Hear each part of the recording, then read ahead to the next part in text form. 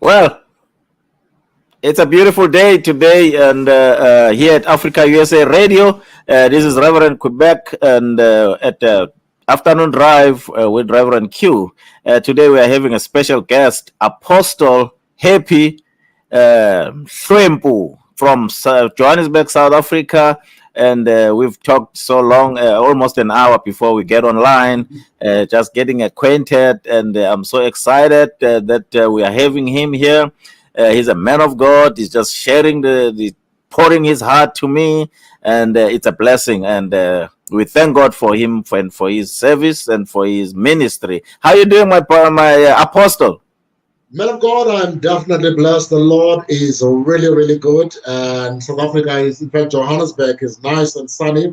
We are in summer here, and we're just excited to thank God that we can actually have some sunshine and, of course, rain once in a while that makes sure that we've got some good plants. So I am blessed and I'm upbeat and I'm grateful for this opportunity.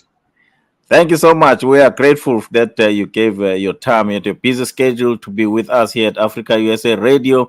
And just for a little bit, I want you to talk about the mentorship program that we have. The pastor, I know you, pastors. I know you plant churches. You're an apostle. You got the apostolic ministry. Tell us a little bit Yes, about sir. that. Look, I believe that God has called me and raised me for such a time as this, where at the end of the day, it's about producing. I believe in the word producing because if you produce, that means you take something out of you Mm-hmm. and you produce that thing so that it can be able to live. God has, for the past few years, placed in my heart that I need to produce young pastors. That's number one. That's where we focus on. It's where I give birth. If I go and preach in a certain area, my joy is not to get those that are coming from other churches, but my joy is to be able to give birth to young men and women. But not only give birth to them, but is to train them for the work of the ministry. Because work of the ministry takes a lot. And if you want them to be able to raise somebody, you must make sure that you can be able to pour your spirit out of yourself to those people. So God has really blessed me with young people that have a zeal of God, and God has blessed me with a heart to equip them. Now, working in the, I'm sure you'll understand, working in a corporate world, we learn quite a lot of things which are very instrumental when it comes to ministry. And some of those things, it is to make sure that you've got what you call a succession in the ministry. There's nothing that is painful for any minister than not having a successor in the ministry. You'll understand the life of Elijah and Elisha. You'll understand the life of Moses and Joshua. It was always about succession. Success. And if there is no success, then it is a problem. The And vision died. I find it very strange that Joshua, after being mentored by Moses, he actually could not get somebody to succeed him. And hence we find in the book of now Kings, where Israel was fighting with God and said, we want a king. A king. And we do not need to live in such a place and in such an era right now if men of God can be able to do this program. You will see that I belong to DOXA. DOXA is an organization that looks at now raising up men and women of God. We do educational. And also we do equipping of the churches in holistically on how to run the church. My excitement is, it is when a man of God is not only excited about the pulpit, is not only excited about praying for somebody and they fall in the Holy Ghost, but it is for them to know that when the hard times hit in the ministry, they're still able to say, we know that we can get out of this pit stronger and be able to pray, raise other ministers, and be able to get this church and the people that are following us to do the work of the ministry. Now, if you look at Joseph said, God have sent me in advance to prepare for what was coming. And if we can have a lot of Josephs in our era, those that will walk ahead, that will go into the pit, but still have no grudge, these are the kind of men and women that we need. But they do not just come out of anywhere. They come out of being mentored, out of being trained, out of being loved and shielded from anything. And that is my heart. Wow. I'm going to ask a few things before I let you go. Yes. As a father, what is the church role in corporate? I heard you talking about corporate. What is the church role in corporate? Why the church is always depending on tithes and offerings? Can the church be a corporation? Can the church generate funds with other means like owning stocks, buying? I know churches here. Some churches here they buy properties. They Yes. they they Yes. they own Yes. properties and they generate funds and that. How can we do that in South Africa? It is a sad state for many ministers that their own sole way of getting income is through the tithes and offering. But I can tell you now, in partnership, for example, we've got a land that we have in Katlehong. I'll give you that as an example. We've been approached because we've got a land that could actually fit a mall. We've been approached by developers who said, we want to buy the land for you, so from you, so that we can be able to create up a mall. Wow. And we actually came to a point where we say, we're not going to sell the land. All we want to do is we want to be in partnership with you, because we understand this is a long-term issue. We could get that money. We could get 2 million. We could get 3 million out of that land. The developers then go and build something that will sustain them for life. Do you understand?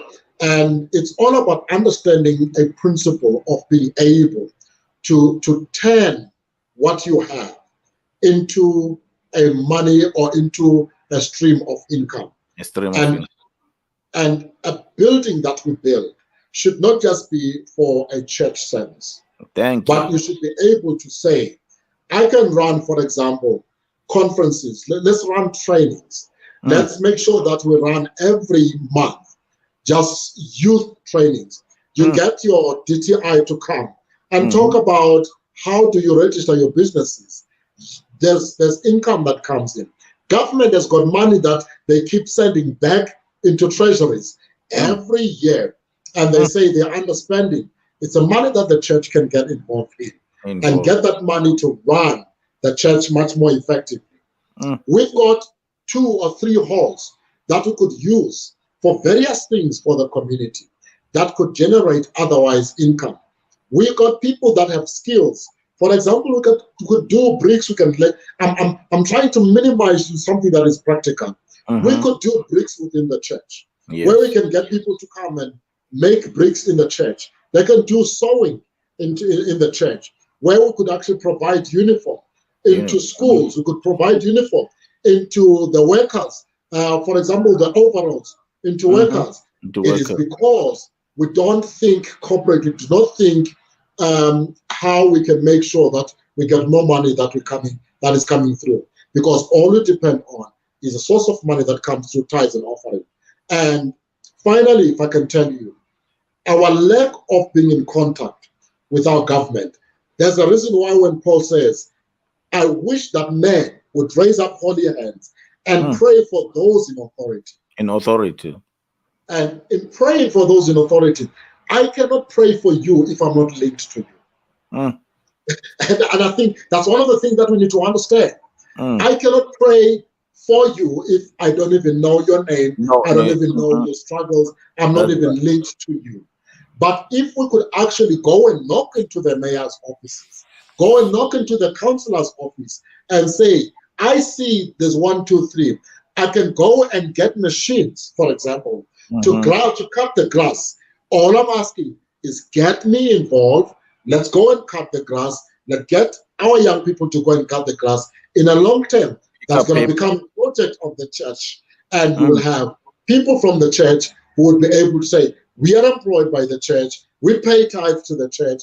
But also, there's an income that comes from the government, from the church. We just need to widen up our gap and make sure and understand that a church is a community within the community, for the community. For the community.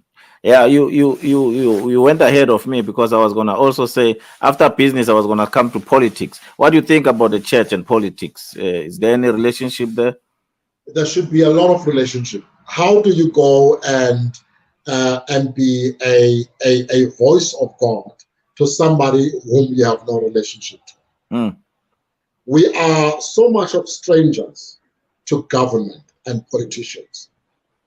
We only allow them in our churches when they come for votes. Once it's done, there's no accountability. Mm. What has caused South Africa to strive in the apartheid years was that there was a close relationship between the church and the politics. And during the time of Desmond Tutu and Frank Chikanes and all the politicians, they knew that we go to church, number one, for a godly advice. Mm-hmm. We right now have become a salt that has no taste. What does Jesus say? If the salt then has no taste, you throw it outside. Mm-hmm. Because we are not playing our own meaningful role. And I'm not saying that we don't have to be actively involved in politics, but we can be active advisors in politics. Most of our pastors are not even chaplains. They're not chaplains in the government. They're not chaplains in the private sector. I work for a company here that has no spiritual life. And I spoke to you earlier on and say, I'm working now closer with my CEO because a few things that I want to put in place is to make sure I also become a spiritual counselor for the company. This will assist me when I leave the company. They can still call upon me, or I can get one of my assistant pastors whom I've raised to say, contact or consult with this man. So if the church is putting themselves away from politics, the politicians will not come for advice. Our current president in South Africa was an SCM member. Does he consult pastors now? He doesn't. Is he under pressure? Is he in trouble? He is in trouble because our country is standing stagnant. And many people, when they look outside, they say it's going well. Yes, he speaks very good English. Yes, the man had good plans. But because he had no support structure from the pastors that are spiritually guided, at the moment he is under enormous pressure, where we are saying we don't see stability, he might not come back for the second term. Then what happens? We're going to have a change in government, a change from people that are coming through, which will mean that we will go back and reinvent ourselves every 5 years. Wow, that's a word of wisdom. We thank you so much. I don't know if you guys still have time. I was gonna touch at the beef between the pastors and the artists, the singers, the worshippers. How are we gonna solve that problem? I know it's money issue somewhere there. Let me say this: a worshipper, when God was about to give Jericho into the children of Israel, the first people that needed to be there were worshippers, the trumpeters. And we have made a church to be about the pastors only, and we have forgotten that the worshippers are the people that prepares the atmosphere for us to be able to minister.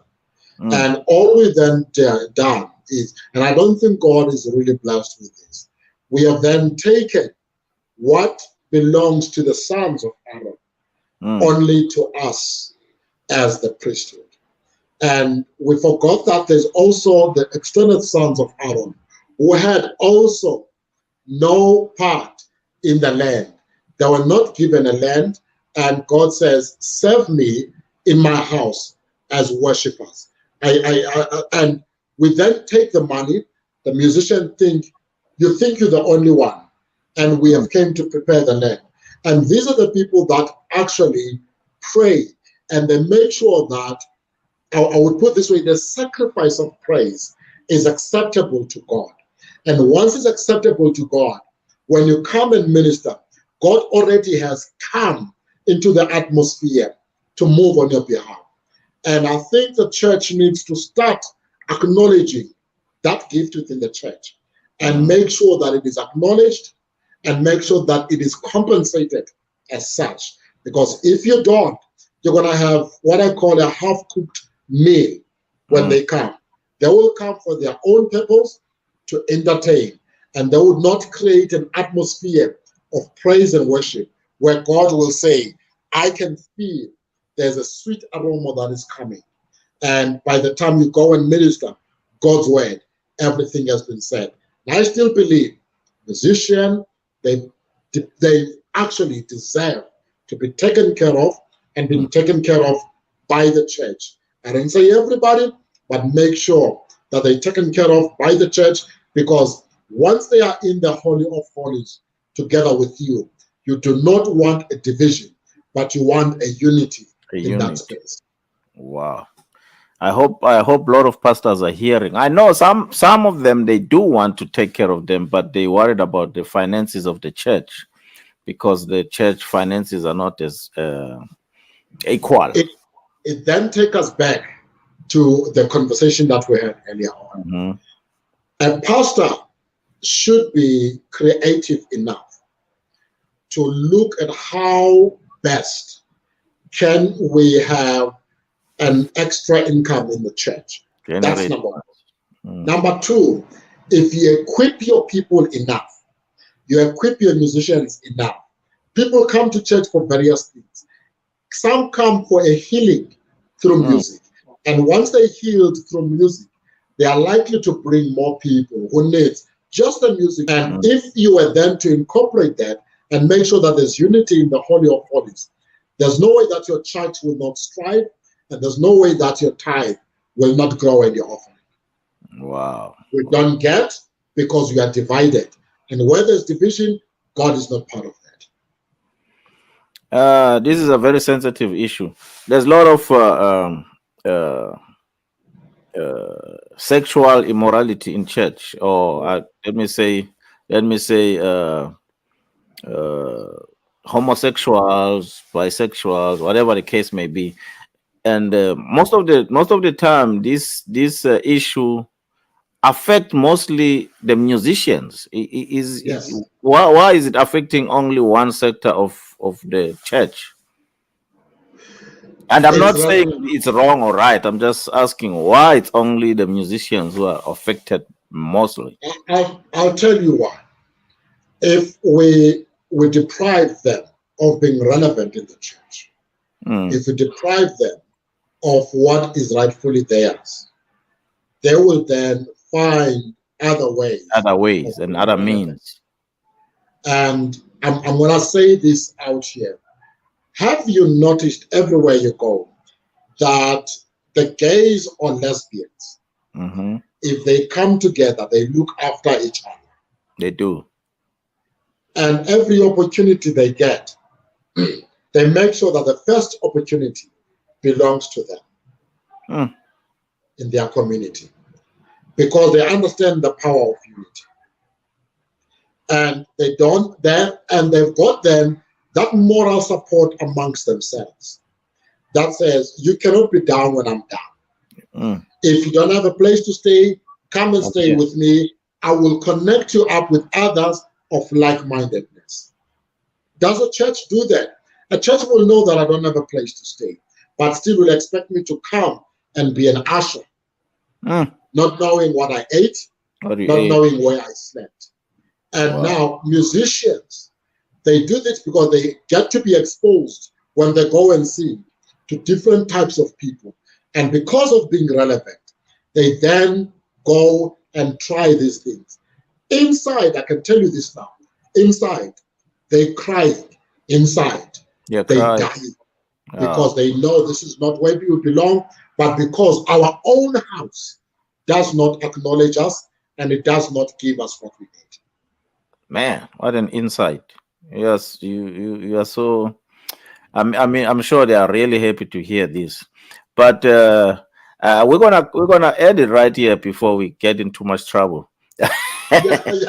But I'm so glad to touch these things. I mean, I think we're gonna talk more about these things. We're gonna have to talk more about these things because these are realities. To actually make sure that we address them, because sometimes I'm saying this, I'm in a corporate. It does not help for a church for you as a reverend to hide your head in the sand as if there is no problem. And how are you going to address it if you deny if it does exist. Yes. Because And if now, you think that it does not exist, it's the same thing with pastors that are sleeping around within the church, in the with church. every girl in the worship team. We Mm, cannot be able to deal with it if in our minds we think it does not exist. it does exist. We got to be able to be um, thankful enough. Can you still see me? Yeah, I see you.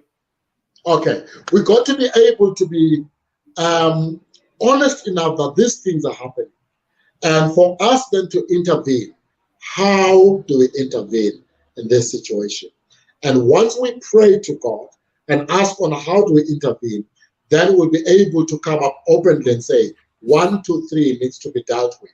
And we find a godly way to deal with it once we deal with them. And some of us as pastors, we are even afraid to talk about homosexuality. We Mm-hmm. are even afraid to talk about fornication in the church because we drive people away. We Away. don't have to speak against it. We need to find a way. Because Away. sometimes my son, it's not only about beating him that helps, but it's about sitting down with him Sitting down and and talking to him. find the problem and see why is he behaving in a certain manner. It is called counseling, and there is a way of doing a proper Christian counseling for all of us. Wow. And I want to stress this, that we are not judging anybody. We're not No saying fair. what, but we want to correct what is not biblical. You cannot help somebody you do not love. Mm-hmm. You cannot help somebody you judge. Yes. And the same thing goes. If me and you are at loggerheads together, even if I tell you something that is constructive for you, you will not receive because it comes from somebody whom you don't speak with. You don't speak with. As a result, this is where we call narcissist. As a result, everything that I say, you will think I'm just trying to expose your weakness Wow. because you know I don't love you. Mm. Until such a time that you know that I love you, I love you. you know that I've got your best interest. And once you understand that, you will know that let me put my difference aside with Bishop Faith. Let me listen to what he has to What say. is saying? Is it going to assist me, help me? Is it going to grow me? Or is it going to destroy me? And the only time you will be able to do those comparisons, it is when you have listened to me, and then you'll be saying, it's rubbish. He's not helping me. Not helping me. Or, wow, I did not see my blind spot. And everybody has got a blind spot. And you can only be told your blind spot by somebody who's closer and somebody who loves you. Wow. My apostle, before you go away, tell the people where to meet, where to find you, if they want to reach out to you, if they want to come to church, and tell us a little bit about the widow and widower program that we are having, and then we'll wrap it up. Quick one, we're meeting in Katlehong behind Sontonga Mall every Sunday, 10 o'clock. Mm-hmm. Behind Sontonga Mall, we have a big structure there. We've got 2 buildings. One building is where we meet for church. The other one used to be for the tiles. We've rented it out, but it's now it's sitting vacant, which will turn into something else. So behind Sontonga Mall in Katlehong, Kumalo Valley, that's where our church is, Shield of Faith Ministries. In Port Elizabeth, you'll meet us in Warmer Township area, and you go there and look for Shield of Faith. Everybody will tell you. For God, just say Pastor Happy.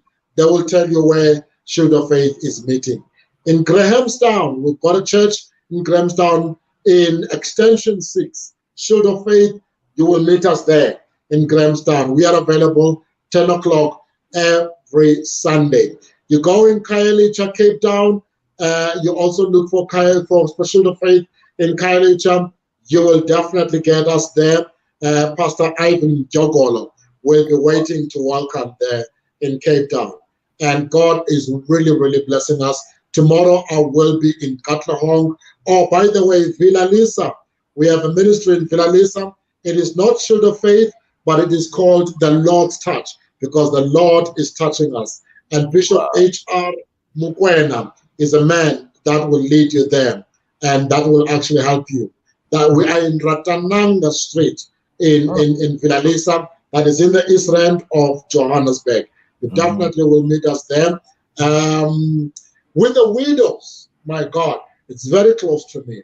These are the people that the Bible actually specifically said. Yes, the church check out the. and the church is not doing that. But as a widow myself for 6 years now, God has placed it upon my heart that we should talk, encourage, but above all, men of God, we should appreciate that the women and men that are raising their kids, who stood up in their marriages, and they honor the vows that they made that says, till death do us part. These men and women need to be acknowledged, need to be loved, and they need to be encouraged to raise those kids. And I know that I'm saying this, when you used to have 2 streams of income into the same house, now all of a sudden you have one. Pressure is too much. You don't have time for yourself. You can not go and do some few things. I want you to know, we salute you, we acknowledge you, and heavens are watching you, and God is honoring you. Do not give up, do not give in. Help will always come in. And when the time is right, God will give you a proper other partner that will take over from where your previous partner has left you. But in the meantime, you are alone. It is my prayer. It is my prayer that God gives you strength. God gives you wisdom. I know it. There are times that I need that a mother would speak to my kids, but a father will speak. Because mother is softer, mother is loving, mother is encouraging. And we don't do that as fathers. We always have this thing that it ought to be like this, it ought to be like this. But by God's grace, whether you're a man or a woman, I pray that God will give you the wisdom you need, but above all, the resources that you need. We will be, in no time, running up seminars throughout the country on for all the widows and the widowers who are out there, just to appreciate you. But above all, we want to be part of the source of assisting you in any way possible. Hey, the kids get to be affected by this psychologically. We want to be there to bring your kids so that they can talk. If the boy wants to talk to another man, they must be able to come and talk to a man who's a widow and say, my father left me. My father died while we had these hopes. Let's have this, and so that God can assist our children. It is for the sake of the generation to come, not just only the now, but the generation to come. Wow. Thank you so much, Bishop. Apostle. So if also you need to check him out, he's on Facebook as Apostle Happy Helps. What is it? Hlwempu. Happy Apostle Happy Helps Hlwempu. You can find him on Facebook, and really can get a lot of wisdom from him. Check him out, inbox him. He's very good at responding your inbox, and he's gonna help you out. Thank you so much, my apostle. God bless you. We're gonna continue this talk. Also, we're gonna talk on WhatsApp later, and God bless you. God keep you, and God help you in that corporate that we are in, and we'll be praying for you. Pray for us. We're hoping to see you in Africa USA Radio with your own show. I am definitely coming. I want to say to you this. You are a blessing. You are a big blessing, not only to the US, but to Africa. Thank you so much for the role that you're playing in not only bringing our artists to the US and bringing pastors to the US, but it goes beyond that. It gives hope to them. It gives encouragement to them. It actually gives that thing that it is not the end of the world. It is not the end of the road. There is still a God out there. And it is our prayer that God will bless you with anything and everything that you need, that you may continue to reach out to both the ministers of the gospel, the ministers through the music, and as we've spoken, you're going to be reaching out to the actors as well. It is my prayer that may you continue to have the wisdom, but also the how to be able to do this. And I am definitely looking forward.